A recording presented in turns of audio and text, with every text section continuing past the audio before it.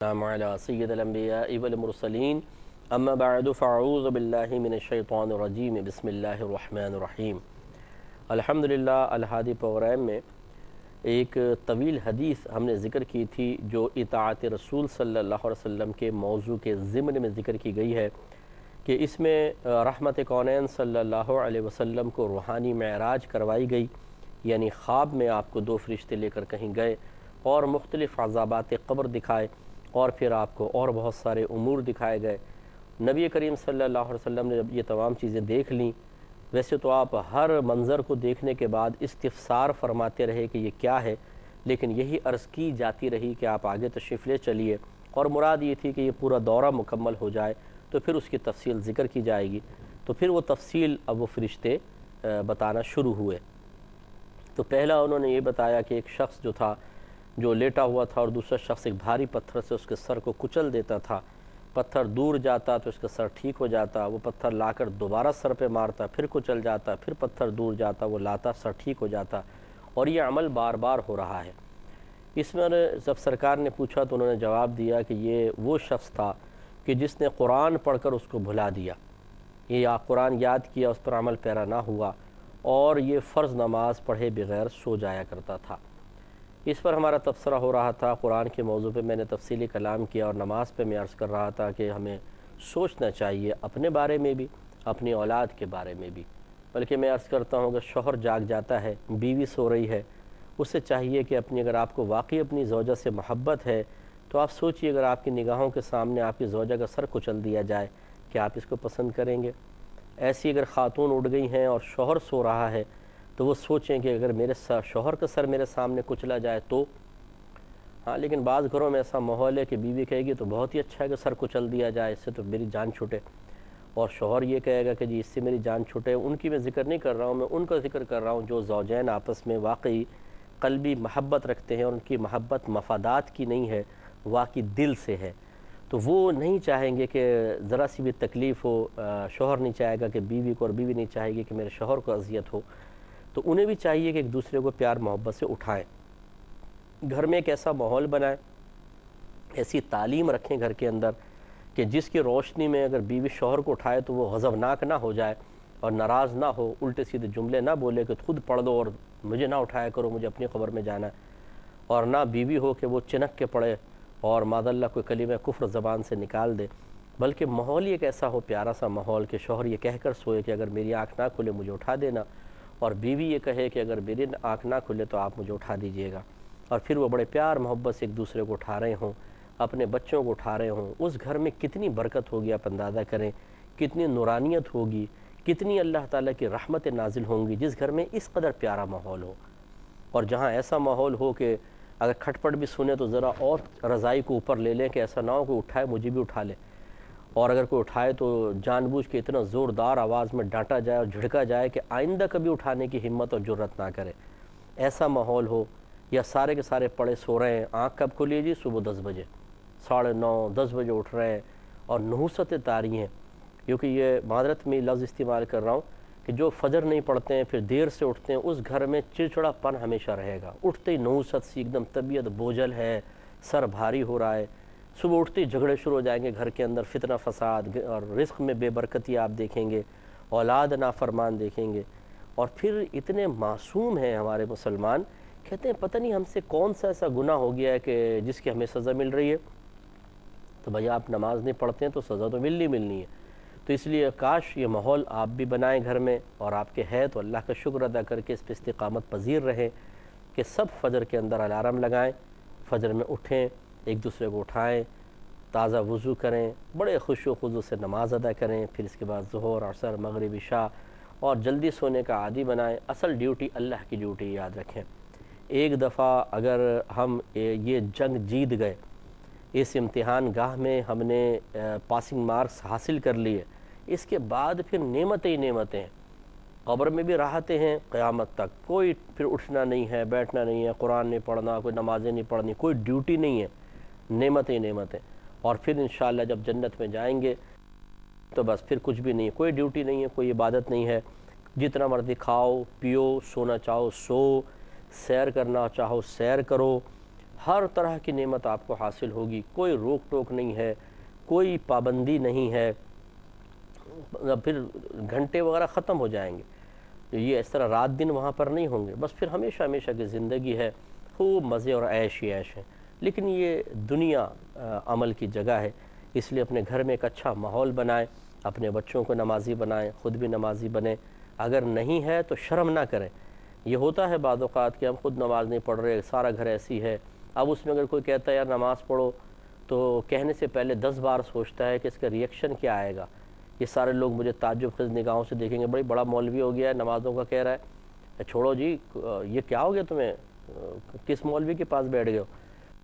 تو ان خدشات کے پیش نظر تنبیہ نہیں کی جاتی، تلقین نہیں کی جاتی، اور اگر ہمت کر کے کر لیں اور ایسا ہی رسپانس سامنے سے آ جائے تو پھر نفس و شیطان کہتا تھا کہ ہم نے تو پہلے ہی کہا تھا۔ تو ماحول بنتے بنتے بنتا ہے، آپ شروع کریں، پیار محبت سے کہنا شروع کریں، اور میرا مشورہ ہوگا کہ گھر میں درس قرآن رکھیں، درس حدیث رکھیں، اپنے قریبی کوئی اچھے عالم دین ہوں، صحیح العقیدہ عالم دین کو بلائیں، ان کو گھر میں ان سے درس قرآن کروائیں، درس حدیث کروائیں، اور موضوع اصلاحی رکھیں، اپنے خاندان والے گھر والوں کو جمع کریں، تھوڑی سی تعلیم جب ہوتی ہے، دینی بات بتائی جاتی ہے، ذہن میں نبی کریم صلی اللہ علیہ وسلم اور اللہ تعالیٰ کے احکام آتے ہیں، ان کی پیاری پیاری باتیں ذہن میں جمع ہوتی ہیں، تو گندگی نکلتی ہے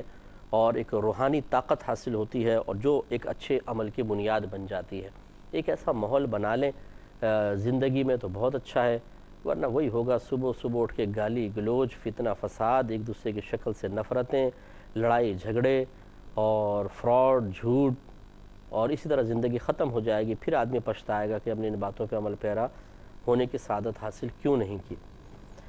دوسرا نبی کریم صلی اللہ علیہ وسلم کو بتایا گیا کہ وہ دوسرا آدمی جس کے پاس سے آپ گزرے تھے، کہ جس کے ہاتھ میں ایک کانٹا سا تھا، وہ پہلے بانچ میں ڈالتا تھا، کھینچ کے گدی تک لے جاتا، پھر ناک، پھر آنکھ کے اندر، پھر دوسری جانب آتا تو پہلی جانب ٹھیک ہو جاتی تھی، اس کے بارے میں بتایا کہ یہ وہ شخص ہے جو صبح اپنے گھر سے نکلتا اور جھوٹ بولتا جو کناروں تک پھیل جاتا، یعنی ایسا جھوٹ بولتا کہ دور دور تک پھیل جاتا تھا، جیسے ایک جھوٹی بات اس کو بتائی، اس نے آگے، اس نے آگے، اس نے آگے، اس طرح وہ جھوٹ پھیل جایا کرتا تھا، گویا کہ یہ جھوٹا شخص تھا، اور اس جھوٹے شخص کا یہ انجام اللہ تعالیٰ نے قیامت تک رکھا کہ اگر اس کا عذاب قبر قیامت تک چلے گا تو قیامت تک اس کو یہ عذاب ہوتا رہے گا۔ تو اس سے ذرا ہمارے وہ بھائی درس حاصل کریں کہ جو جھوٹ بولتے ہیں، گویا کہ نبی کریم صلی اللہ علیہ وسلم نے اس حدیث کو بیان کر کے، اس واقعے کو بیان کر کے سمجھایا کہ جھوٹ مت بولو، یہ شدید عذاب قبر کا سبب ہے۔ تو بعض مرد ہیں بیوی سے جھوٹ بول رہے ہیں، کاروباری لوگوں سے جھوٹ بول رہے ہیں، سودا بیچنے کے لیے جھوٹ بول رہے ہیں، حتیٰ کہ اپنے ماں باپ سے جھوٹ، اپنے استادوں سے جھوٹ بول رہے ہیں، دینداروں کے سامنے بھی وہ جھوٹ بولتے ہیں۔ اسی طرح بعض عورتیں ہوتی ہیں اپنے شوہر سے جھوٹ، ساس سے جھوٹ، نندوں سے جھوٹ، ماں باپ سے جھوٹ بول رہی ہیں، تو یہ جھوٹا اور جھوٹیاں جو ہیں یہ پھنسیں گے اور ان کے ساتھ یہ سخت معاملہ ہوگا۔ ایسی وہ ماں باپ بھی ذرا درس حاصل کریں جو جھوٹ بول کے اپنے بچوں کی شادیاں کرواتے ہیں۔ بیٹا بے روزگار ہے، کہتے ہیں برسر روزگار ہے، بیٹی کی عمر 30 سال ہے، کہتی ہے ابھی تو 16ویں سال میں لگی ہے، ماشاءاللہ میری بچی، چھوٹی سی بچی ہے، اب وہ دیکھیں تو بچی نہیں ہے، وہ واقعی بڑی بھی محسوس ہو رہی ہے، لیکن وہ ہے 16 سالہ۔ تو یہ جھوٹ بول بول کر، پھر بیمار ہے بچی، اسے کہتے ہیں بالکل صحت مند ہے، روٹی تک سیدھی بنانی نہیں آتی، اور کہتی ہیں کہ میری بچی اتنی سلیقہ مند ہے کہ پورے خاندان والے اس کی تعریف کرتے ہیں۔ وہ تو جب پتہ چلے گا جب وہاں جاتی ہے سسرال کے اندر اور وہ کہتے ہیں چائے بنا کے لاؤ یا روٹی بناؤ، تو پھر پتہ چلتا ہے یہ کتنی بڑی شیف ہے، یہ پورے امریکہ سے سیکھ کر آئی ہوئی ہے، تو پھر وہ لعنت ملامت ہوتی ہے۔ تو ان جھوٹوں کا انجام دنیا میں بھی آپ دیکھ لیں کہ انسان ناقابل اعتبار ہو جاتا ہے اور لوگ نفرت کرنے لگ جاتے ہیں، اور جھوٹی عورتوں سے تو بہت زیادہ نفرت ہوتی ہے لوگوں کو، بہت ہی، اور ہونی بھی چاہیے ایسی جھوٹی عورتیں جو بات بات میں جھوٹ بولیں، اور ان کے ایسے جھوٹے لوگوں کو خود پتہ نہیں چلتا کہ ان کے چہرے پر ایک عجیب جو ہے نا وہ بے رونقی آ جاتی ہے، جس کو میں اب بولوں گا تو ناراض ہوں گے۔ یہ بزرگوں نے فرمایا کہ جھوٹ جب کوئی انسان بولتا ہے تو ایک لعنت اس کے چہرے پر آ جاتی ہے، اور جو کثرت سے جھوٹ بولتا ہے اس کا چہرہ پھر بہت ہی زیادہ عجیب و غریب لعنتی قسم کا ہو جاتا ہے، لیکن وہ نظر کوئی آتی پاؤڈر لگانے سے یا مطلب میک اپ کر لینے سے دور نہیں ہوتی، وہ عجیب ہی ایک نحوست ہوتی ہے جو چہرے پر جھلک رہی ہوتی ہے، اور وہ جھوٹ کی ہوتی ہے۔ اور جب 2-4 دفعہ جھوٹ پکڑا جاتا ہے تو انسان بالکل اپنی عزت کو اتنا سا کروا لیتا ہے، ناقابل اعتماد ناقابل اعتبار ہو جاتا ہے، اور اتنا انسان اپنے وقار کو گرا دے کہ وہ قسم کھا کے بھی کچھ بولے تو سامنے والے کہیں کہ ہم تیری قسم کا بھی اعتبار نہیں کریں گے، تو اتنا بڑا جھوٹا آدمی ہے۔ تو بس اس کا مطلب ہے جب لوگوں کی نگاہوں میں اس کا وقار نہ رہا تو اللہ تعالیٰ اس کے رسول کی بارگاہ میں کیا ہوگا۔ اس لیے اچھی طرح سے یاد رکھیں کہ جھوٹ بہت بری لعنت ہے، خصوصاً اپنے بچوں کے سامنے، بچیوں کے سامنے نہیں بولنا چاہیے، بولنا ہی نہیں چاہیے، اور یہ تو مزید احتیاط ہے۔ تو وہ مائیں ذرا درس حاصل کریں، ہماری بہنیں خدا را ناراض ہوئے بغیر، ایک تو بہنیں ناراض بہت جلدی ہو جاتی ہیں کہ جب آپ اپنی بچیوں کے سامنے منہ بھر بھر کے جھوٹ بول رہی ہوں، اپنی ساس سے، اپنی نندوں سے، اپنے شوہر سے، اور بچی دیکھ رہی ہے اور وہ جانتی بھی ہے کہ میری ماں جھوٹ بول رہی ہے، اور بالکل صریح جھوٹ، اور بعد میں اس کے ہاتھ پاؤں دبانا کہ خاموش، تو نے اگر کچھ بولا تیری ٹانگیں توڑ دوں گی، زبان کاٹ دوں گی کینچی سے۔ بتاؤ، یعنی بچی کا سچ بولے گی تو زبان کٹے گی کینچی سے، اور یہ جھوٹ بولے تو انعام کی بارش ہونی چاہیے آسمان سے۔ تو وہ بچی بھی کہتی ہے امی جان آپ فکر نہ کریں، آپ کی سنت پر عمل پیرا ہوں گی۔ پھر وہ ماں سے بھی جھوٹ بولتی ہے، اور پھر جب وہ خود کہیں جاتی ہے، اس کی شادی ہوتی ہے، اگر اللہ کی رحمت اس بچی کے ساتھ ہو اور وہ از خود اپنا محاسبہ کر کے اپنے آپ کو جھوٹ سے بچائے تو ایسی بچی کو سلام کیا جائے۔ لیکن اکثر ایسی ہوتا ہے کہ پھر وہ ماں سے زیادہ وہاں جا کے جھوٹ بولتی ہیں، کیونکہ چلاکیاں، یہ ہوشیاریاں، یہ عیاریاں اس نے اپنی ماں سے ہی سیکھی ہوتی ہیں۔ تو ایسی بہنیں شاید ہمارے جملوں کو سن کے بہت پیچ و تاب کھا رہی ہوں گی اور ناراض ہو رہی ہوں گی، اور ہو سکتا ہے کہ مجھے بھی کوئی تمغے دے رہی ہوں، تو کوئی تعجب کی بات نہیں ہے، میں اس کے لیے تیار ہوں ذہنی طور پہ بھی۔ لیکن سوچنا چاہیے کہ آپ کر کیا رہی ہیں، اس سے آپ اپنا وقار گرا رہی ہیں، ہمارا کیا نقصان ہے صاحب۔ تو اس لیے بچوں کے ساتھ خدا را ایسا نہ کریں۔ اسی طرح وہ والد جو دکان پہ اپنے بچے کو بٹھا کر بولے کہ سچ کہہ کر نہیں سودا بیچنا ورنہ تیرا منہ توڑ دوں گا، یہ دیکھ اس میں یہ عیب ہے۔ یہ بیٹا کامیاب بزنس مین وہ ہوتا ہے، سیلز مین وہ ہوتا ہے کہ جو عیب دار چیز کو بھی مہنگا بیچے۔ تو یہ سیکھ مجھ سے۔ اب وہ بچہ جو ہے جھوٹ بولنا سیکھ رہا ہے، اس میں چلاکیاں آ رہی ہیں، اور وہ گاہک کو جھوٹ بول بول کر حرام روزی کما رہا ہے، اور باپ خوش ہے اس کے اوپر اور تھپکیاں دے رہا ہے، شاباشی دے رہا ہے۔ اپنے بچے کو اس عذاب قبر کے تیار کرنے کے لیے جو باپ پیٹھ پہ تھپکیاں دے، کیا آپ اس باپ کو اپنی اولاد کے سلسلے میں مخلص کہنے کی جرات کر سکتے ہیں؟ یہ باپ اپنی اولاد کا دوست ہے یا دشمن ہے؟ پکا دشمن۔ وہ مائیں پکی دشمن ہے اپنی اولاد کی کہ جو اس کو جھوٹ سکھاتی ہیں۔ وہ باپ اپنی اولاد کے شدید دشمن ہیں جو اپنی اولاد کو جھوٹ بولنے کی ترغیبیں دیتے ہیں، ان کے طریقے سکھاتے ہیں۔ یہ دوست نہیں ہیں۔ اور میں آپ کے لیے ایک اور خوشخبری آپ کو عرض کر دیتا ہوں کہ یہی اولاد ہوگی جو میدان محشر میں آپ کو اپنے سامنے کھڑا کر کے آپ کی نیکیاں لے کر جنت میں جائے گی، چھوڑے گی نہیں۔ اگر آپ کوئی خوش فہمی میں مبتلا ہیں کہ جی اولاد ہمارا بڑا کہنا مانتی ہے، ہم بولے سچ بولو تو سچ بولتے ہیں، ہم کہتے ہیں جھوٹ بولو تو جھوٹ بولتے ہیں، تو یہ اولاد صرف دنیا کے اندر آپ کے ساتھ ہو سکتی ہے۔ میدان محشر میں جب نفسہ نفسی کا عالم ہوگا اور اس وقت آپ کو اولاد کو سامنے کھڑا کیا جائے گا اور آپ کی تربیت کے بارے میں سوال ہوگا کہ جو تم پر فرض تھا کیا تم نے تربیت کی، اس کا حساب و کتاب دو، اس وقت اولاد آپ پر آبجیکشن کرے گی کہ اللہ تعالیٰ یہ میرے وہ والدین ہیں جنہوں نے ہمیں جھوٹ بولنا سکھایا، جھوٹ میں ماہر کیا، اور یہ گناہ کبیرہ ایک بار نہیں ہم سے بار بار کروایا،